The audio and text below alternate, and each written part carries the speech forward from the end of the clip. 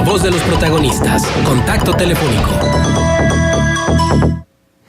Y le damos la bienvenida a Carlos Alfredo Dávila. Él es politólogo e investigador de la Academia Interamericana de Derechos Humanos. Carlos Alfredo, gracias por acompañarnos. Te saludamos Marcela Pámanes y tu servidor Juan Ceballos.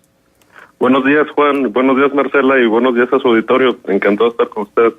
Y bueno, pues sin lugar a dudas, la nota a nivel nacional e internacional, y está en la mayoría de los encabezados, es la elección de los Estados Unidos. Y en este caso, quisiéramos que compartieras tu opinión sobre los resultados de este proceso electoral intermedio norteamericano, pero lo que importa en nuestro país, ¿cuál es el impacto que va a tener para México?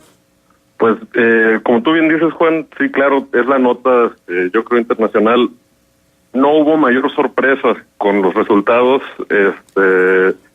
Los resultados finalmente marcaron lo que venían diciendo las encuestas más importantes. Entonces, en ese sentido, no hubo mayor sorpresa, aunque había cierta incertidumbre, cierto nerviosismo, porque, como recordarás, y tu auditorio también seguramente, en las encuestas de la elección pasada de 2016, bueno, pues aún hasta el día de la elección se pronosticaba que iba a ganar Hillary Clinton, ¿no? Entonces, pues bueno, fue un respiro para buena parte del mundo que esta vez las encuestas sí hayan pronosticado con un buen grado de certeza lo que pasó. Y pues lo relevante es que los republicanos perdieron la Cámara de Diputados, la Casa de Representantes, ¿no?, que es el equivalente a nuestra Cámara de Diputados. Y eso para México tiene una consecuencia pues importante. De hecho, hoy por la mañana hubo una ligera depreciación del peso, ligera pero significativa.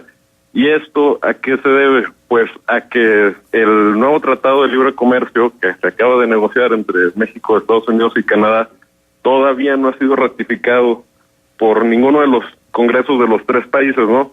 Pero en Canadá y en México todos sabemos que no va a tener ningún problema esa ratificación. El detalle es que en Estados Unidos se requiere la ratificación de las dos cámaras, y ahora con una Casa de Representantes con mayoría demócrata, pues hay cierta incertidumbre, porque para los demócratas podría ser políticamente más conveniente oponerse al tratado que negoció Trump, y pues esto prolongaría todavía más este periodo ya de por sí tan largo de incertidumbre que hemos tenido en la economía de México respecto del futuro del Tratado de Libre Comercio. Y en este caso, ¿es positivo o es negativo, le perjudica o le beneficia a México que los demócratas hayan arrebatado la mayoría en la Cámara de Representantes? Pues realmente es difícil de decir, porque por un lado yo creo que a todos nos da un pequeño respiro, ¿no?, el hecho de que ya hay un contrapeso para el jefe del Ejecutivo de los Estados Unidos, que en este caso siendo Donald Trump, pues es bueno saber que hay un contrapeso. Por otra parte, los intereses de los demócratas no necesariamente se ajustan con los intereses de México. Una buena parte de las bases del Partido Demócrata en Estados Unidos son los sindicatos, y eso podría ser la clave para un eventual intento de los demócratas de echar abajo lo que ya se había negociado por la administración de Trump y meter en este nuevo Tratado de Libre Comercio, el TEMEC, como le han bautizado, condiciones diferentes, sobre todo en la cuestión laboral. Una de las quejas de los sindicatos de trabajadores de Estados Unidos durante los últimos años ha sido que con el Tratado de Libre Comercio con México, pues México hace lo que ellos le llaman un dumping social, ¿no? Porque nosotros aquí pagamos sueldos muchísimo más bajos que los que se pagan en Estados Unidos y Canadá, y eso ha estado atrayendo puestos de empleos de ciertas áreas de Estados Unidos y Canadá hacia México, y pues se especula, tendría mucho sentido para los demócratas tratar de recuperar esas bases de trabajadores y de sindicatos que apoyaron a Trump, proponiendo un cambio en el capítulo laboral del Tratado de Libre Comercio con México. En cuanto al tema de los migrantes mexicanos que van hacia los Estados Unidos, ¿podría atemperar un poco esta mayoría demócrata en la Cámara de Representantes la agresividad de Donald Trump? Yo creo que sí, Juan, ese es un gran punto, porque a diferencia de lo que pasa, por ejemplo, en el Congreso mexicano, en la Casa de Representantes de Estados Unidos, el partido que tiene la mayoría se lleva automáticamente todas las comisiones. Y entonces eso ya le da al Partido Demócrata una buena base sobre la cual trabajar y sobre la cual oponerse a los excesos, porque yo creo que no se pueden calificar de otra manera que ha tenido la administración de Trump en cuanto a la política migratoria. Aunque, pues por ejemplo, me parece relevante que en la elección de senador de Texas, había levantado mucha expectativa el candidato demócrata Beto O'Rourke, que era muy simpático hacia los intereses de los mexicanos y de los migrantes, y pues bueno, a final de cuentas en Texas pues siguió siendo conservador como siempre lo ha sido, ganó Ted Cruz de los republicanos. Pero bueno, en general, sí, tienes toda la razón.